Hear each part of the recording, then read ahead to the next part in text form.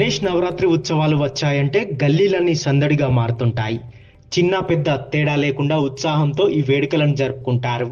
పోలీసులు సూచించిన నిబంధనల మేరకు మండపాలు ఏర్పాటు చేసి వినాయక విగ్రహాలను ప్రతిష్ఠించాలని హనుమకొండ ఏసీపీ నరసింహారావు సూచించారు.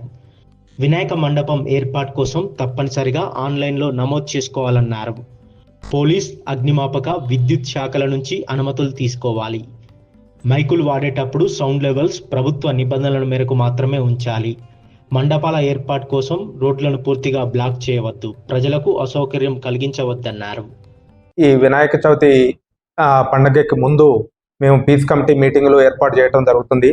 పోలీస్ స్టేషన్ లెవెల్లో, అదేవిధంగా డివిజన్ లెవెల్లో అన్ని కమ్యూనిటీలకు సంబంధించిన వారితోటి మీటింగ్ కండక్ట్ చేసి ఎవరికి ఇబ్బందులు కలగకుండా శాంతియుతంగా జరుపుకునేటట్టు ఏర్పాట్లు చేయడం జరుగుతుంది. అప్లికేషన్ సబ్మిట్ చేయాల్సి ఉంటుంది ప్రతి పోలీస్ స్టేషన్కి. దాన్ని ఏమేమి డీటెయిల్స్ అడుగుతున్నారో అవి మీరు కరెక్ట్గా ఇవ్వాలి. అదేవిధంగా ఈ పోలీసు, మున్సిపాలిటీ, ఫైరు మరియు విద్యుత్ శాఖల నుండి సంబంధిత పర్మిషన్లు వారు చెప్పిన రూల్స్ ప్రకారం తీసుకొని ఈ ఏదైతే పాండాల్స్ ఉంటాయో వాటిని మీరు నిర్వహించుకోవాల్సి ఉంటుంది. ఎవరు కూడా మైక్ పర్మిషన్ తీసుకున్నట్టయితే అది మార్నింగ్ 6 నుంచి నైట్ 10 PM వరకు మాత్రమే దాన్ని వాడాలి. అదేవిధంగా రెసిడెన్షియల్ ఏరియా అయితే 55 డెసిబుల్స్. అదేవిధంగా సైలెంట్ జోన్ అంటే కోర్ట్స్ కానీ, ఆసుపత్రులు కానీ, ఈ విద్యా సంస్థలు ఉన్న ప్రదేశాల్లో ఓన్లీ 50 డెసిబుల్ మాత్రమే వాల్యూమ్ ఉండాలి. వీటిని అతిక్రమిస్తే వాటి చట్ట ప్రకారం చర్యలు తీసుకోబడుతుంది.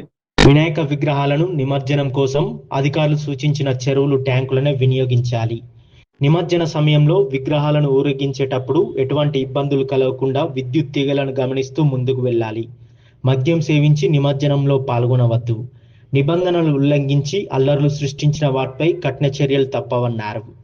పండుగను విజయవంతం చేసేందుకు ప్రతి ఒక్కరూ పోలీస్ శాఖకు సహకరించాలని కోరారు. అదేవిధంగా ఈ పాండాల్స్ దగ్గర ఈ మైకులు పెట్టేటప్పుడు వారి మతాలకు చెందిన విషయాలు, పూజలకు సంబంధించిన విషయాలు, అదేవిధంగా వాటి భక్తి పాటలు మాత్రమే ఉండాలి. వేరే వ్యక్తుల్ని కానీ ఎవరిని రెచ్చగొట్టే విధంగా అట్లాంటివి ప్లే చేయరాదు. ఈ వినాయక విగ్రహాలను కూడా ఎకో ఫ్రెండ్లీ, పర్యావరణ హితంగా ఉండే విగ్రహాలని పెట్టుకోవాల్సిందిగా మేము విజ్ఞప్తి చేస్తున్నాం. పబ్లిక్ రోడ్డు కానీ, కాలిబాటలను కానీ వాటి మీద పెట్టకూడదు. పబ్లిక్కి ఇబ్బంది కలిగే పరిస్థితులు తీసుకురాకుండా ఎక్కడా కూడా ట్రాఫిక్ ప్రాబ్లం కాకుండా చూసుకోవాల్సిన బాధ్యత వారి మీద ఉంటుంది. ఆ నాణ్యమైన వస్తువులను వాడి పైన టార్పాలిన్ వేసుకొని ఎలక్ట్రిక్ వైరింగ్ కూడా ఆ ప్రాపర్ డిపార్ట్మెంట్ నుంచి సర్టిఫై చేసుకొని షార్ట్ సర్క్యూట్ జరగకుండా చూసుకోవాల్సిందిగా విజ్ఞప్తి చేస్తున్నాం. ఆ నిర్వాహకులకు సంబంధించిన ఒక 3 వ్యక్తులు నిరంతరం అక్కడ ఉండేటట్టు చూసుకోవాల్సి ఉంటుంది. వాళ్ళ డీటెయిల్స్, ఫోన్ నెంబర్లు కూడా అపాయింట్ బుక్లో రాసుకోవాల్సి ఉంటుంది.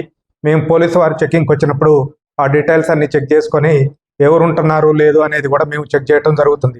సీసీ కెమెరాలను పెట్టుకొని నిరంతరం పర్యవేక్షణ ఉండేటట్టు పోలీసు ఏర్పాట్లు చేయడం జరుగుతుంది. దానికి నిర్వాహకులు కూడా సహకరించవలసిందిగా పోలీసు వారి విజ్ఞప్తి.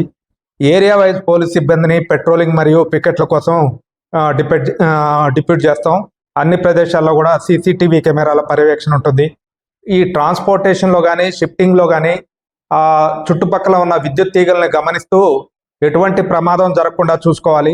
అదేవిధంగా నిమజ్జన సమయంలో ప్రతి విగ్రహం వద్ద 2 సిబ్బంది ఉండేటట్లు మేము డిప్యూట్ చేయడం జరుగుతుంది. ఏదైనా చిన్న సంఘటన జరిగినా అది ఇమీడియట్గా కమిటీ వారు, అదేవిధంగా వాలంటీర్లు పోలీసు వారికి విషయాన్ని తెలియజేయవలసిందిగా కోరుచున్నాము. విజయవంతం కావడానికి ప్రతి ఒక్కరూ పోలీస్ శాఖకు పూర్తి సహకారం అందించాలని, పండుగని శాంతియుతంగా విజయవంతం చేసుకుంటారని ఆశిస్తూ థ్యాంక్ యూ.